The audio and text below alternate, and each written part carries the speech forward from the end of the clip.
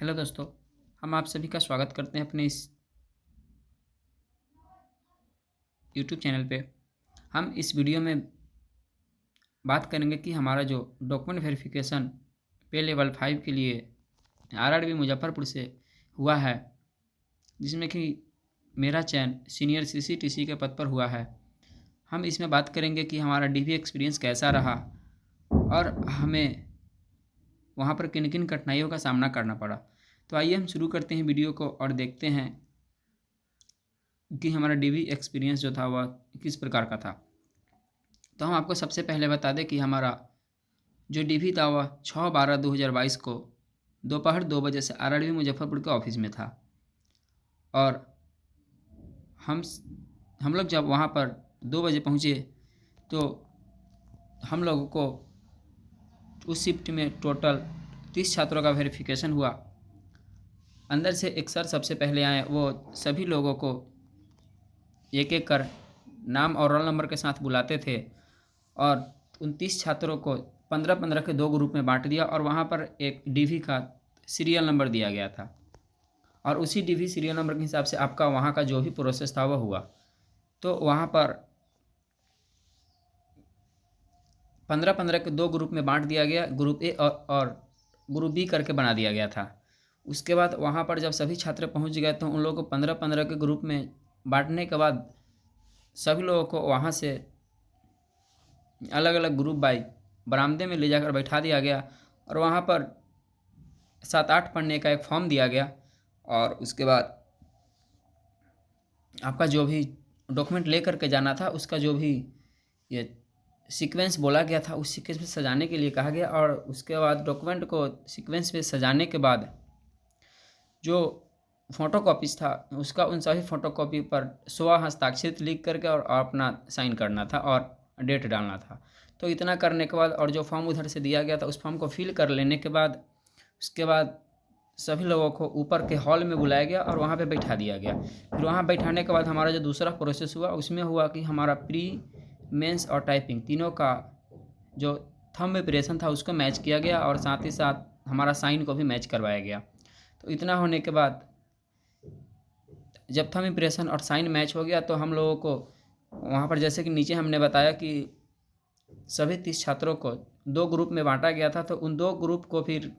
ऊपर से उसी तरह से 2 ग्रुप के लिए अलग अलग 2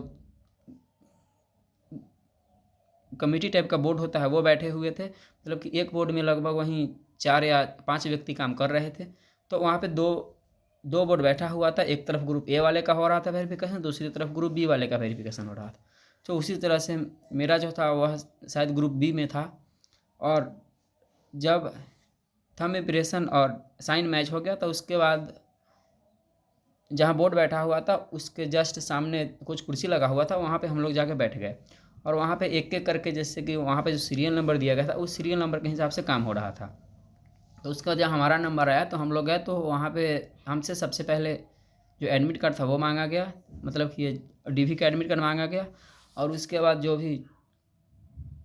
ओरिजिनल कॉपीज़ था सर्टिफिकेट का, जैसे 10th 12th, उसके बाद ग्रेजुएशन लेवल 5 का था तो ग्रेजुएशन, उसके बाद जाति, ये सब हमसे मांगा गया। ये सब देने के बाद उसके बाद उसका मिलान किया गया। तो हम आपको यहाँ पे बता दें कि वहाँ पे जो भी डॉक्यूमेंट हमको लगा था वह था हमारा सबसे पहले मैट्रिक का मार्कशीट और फिर मैट्रिक का सर्टिफिकेट ओरिजिनल, उसके बाद इंटर का मार्कशीट और इंटर का ओरिजिनल सर्टिफिकेट, उसके बाद ग्रेजुएशन का मार्कशीट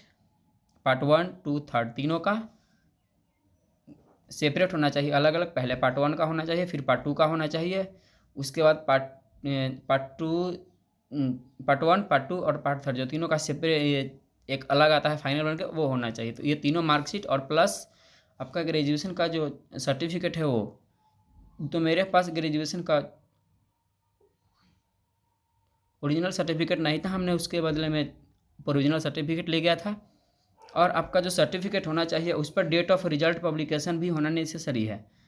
तो मेरा जो सर्टिफिकेट था उस पर डेट ऑफ रिजल्ट पब्लिकेशन कहीं था ही नहीं, तो उसके लिए हमने यूनिवर्सिटी से एक रिजल्ट पब्लिकेशन सर्टिफिकेट बनता है उसको बनवा लिया था, तो वो आपके पास होना चाहिए। उसके बाद प्रोविजनल सर्टिफिकेट था मेरे पास, ओरिजिनल सर्टिफिकेट नहीं था। और जहाँ तक जाति का बात है तो मैं ओबीसी कैटेगरी से बिलोंग करता हूँ, तो ओबीसी कैटेगरी के लिए आपको जो रेलवे का फॉर्मेट आता है उस फॉर्मेट पर बना हुआ होना चाहिए, लेकिन मेरे पास वो बना हुआ नहीं था, उस दिन तक नहीं बना हुआ था, केवल सर अंचलाधिकारी का ही साइन हो पाया था। तो इस तरह से हमने उसको भी लेकर गया था, लेकिन उन्होंने नहीं माना। तो मेरे पास ऑनलाइन बना हुआ था, तो हमने ऑनलाइन जो बना हुआ था उसको सबमिट किया, तो उन्होंने कहा कि इससे काम चल जाएगा, लेकिन उसको बनवा लेना होगा, जो भी उसका ऑफलाइन फॉर्मेट बनता है रेलवे के फॉर्मेट में उसको बनवा के रखना होगा। लेकिन वहाँ पर जिनके पास में फॉर्मेट में बना हुआ नहीं था वो सब कम से कम एसडीओ लेवल तक का जो ऑनलाइन बना हुआ है उससे उनका काम चल जा रहा था। यदि आपके पास भी ओबीसी या फिर ईडब्ल्यूएस एससी एसटी कैटेगरी से हैं और यदि आपके पास नहीं बना हुआ है फॉर्मेट में तो आप उसको बनवा लें, लेकिन यदि नहीं भी बन पाता है तो उसके लिए ज़्यादा परेशान होने की ज़रूरत नहीं, क्योंकि हम लोग के समय भी ऐसा था कि जिनके पास ऑफलाइन नहीं बना हुआ था उनका ऑनलाइन वाले से काम चल जा रहा था। उसके बाद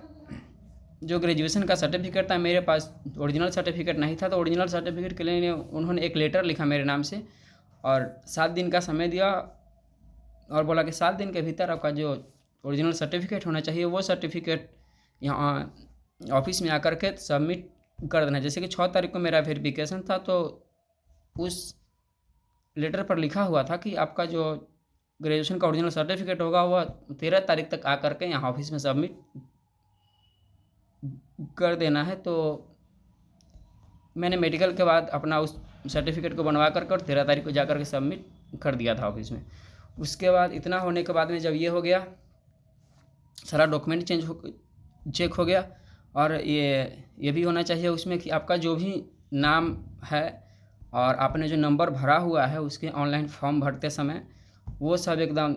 सही सही होना चाहिए, और आपका नाम का जो ये स्पेलिंग होगा आपके नाम का, आपके पिता के नाम का, माता के नाम का, ये सब स्पेलिंग एकदम अच्छे ढंग से चेक होता है और उसमें किसी तरह का गलती नहीं होना चाहिए। यदि आपके सर्टिफिकेट में किसी तरह का गलती है तो आप उसको सुधार करवा लें, या फिर उसके बदले में जो हैप्पी डिपिट बनता है कोर्ट से उसको बनवा लें। तो इतना सब होने के बाद जब वहाँ पे सर्टिफिकेट चेक हो गया तो उसके बाद हम लोग को बाहर बैठने के लिए बोला गया। फिर बाहर बैठने के बाद मेडिकल मेमो बन रहा था वहाँ पर कुछ देर बाद हमारा नंबर आया, तो वहाँ गए तो वहाँ पर 2 पहचान चिन्ह पूछा गया जो कि सामने से दिखना चाहिए, और वो पहचान चिन्ह बताने के बाद वहाँ पे आपका जो भी होता है पता वगैरह सब पूछा गया और उसका मेडिकल मेमो वहाँ से बन गया, लेकिन हम लोग को दिया नहीं गया, बस केवल उसको भर के रख लिया गया। उसके बाद फिर कुछ देर के लिए बैठने के लिए बोला गया। फिर उसके बाद हम लोग बैठे थोड़ी देर, और बैठने के बाद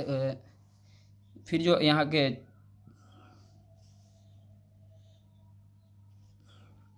उपाध्यक्ष होते हैं उनके ऑफिस में एक एक करके सभी बच्चों को बुलाया गया था। तो उनके ऑफिस में जाने के बाद फिर वहीं पर नॉर्मल जो होता है जैसे नाम हो गया, पिता का नाम हो गया, या फिर ऐसे ही कुछ मजाकिया सवाल भी वो पूछ रहे थे, और पूछने के बाद उन्हीं के द्वारा हम लोगों को एक मेडिकल एडमिट कार्ड दिया गया, जिसमें कि ठीक कल हो करके हम लोग को रेलवे हॉस्पिटल में रिपोर्ट करना था, जिसको कि हम अभी आपको आगे दिखाएंगे कि कैसा होता है वो मेडिकल का जो एडमिट कार्ड था वो। तो उसको हम पहले देख लेते हैं।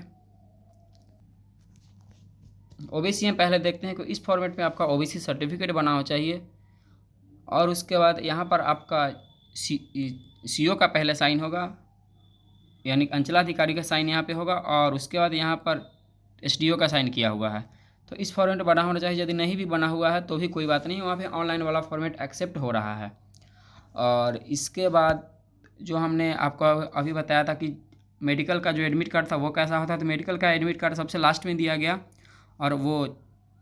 ये था मेडिकल का एडमिट कार्ड। इसमें आपका यहाँ पे लिखा हुआ है जैसे नाम, roll number, date of birth वगैरह सब लिखा हुआ है, कौन से कैटेगरी से है, आपका किस पे लेवल पे चयन हुआ है, उसके बाद किस डेट को दिया गया है, और यहाँ पे रजिस्ट्रेशन नंबर, रोल नंबर, और यहाँ पर आपको लिखा गया है कि कौन से हॉस्पिटल में आपका मेडिकल होगा और कितने तारीख को मेडिकल होगा और कितने बजे रिपोर्ट करना है। तो यहाँ पर 8:45 में उसका टाइमिंग दिया हुआ है कि 8:45 में आपको वहाँ पे रिपोर्ट कर देना है। तो इस तरह से होते होते लगभग 7-7:30 बज गए थे रात के, और हम लोग का 2 बजे से शुरू हुआ था ये सब प्रोसेस। तो लगभग 4.5-5 घंटा का समय लगा था हम लोगों को। और उसके बाद हम लोग को बोला कि ठीक है अब आप लोग घर जाइए। और उसके बाद लगभग 9 बजे तक हम लोग वहाँ पे कल होकर के समस्तीपुर रेलवे हॉस्पिटल में हमारा मेडिकल हुआ था और वहाँ पर रिपोर्ट करना था। तो हम लोग कल होकर के वहाँ पे पहुँचे। तो ये था हमारा डीवी का पूरा अनुभव। और हम आप लोग को ये ज़रूर कहेंगे कि यदि आप लोग डीवी में जा रहे हैं तो वहाँ पे थोड़ा भी नहीं हड़बड़ाए, किसी प्रकार का डर न रखें, क्योंकि जो भी वहाँ के स्टाफ थे वो सब काफ़ी फ्रेंडली व्यवहार कर रहे थे और वो किसी को ये भी नहीं फील होने दे रहे थे कि ये सब डॉक्यूमेंट वेरिफिकेशन करवाने के लिए आए हुए हैं।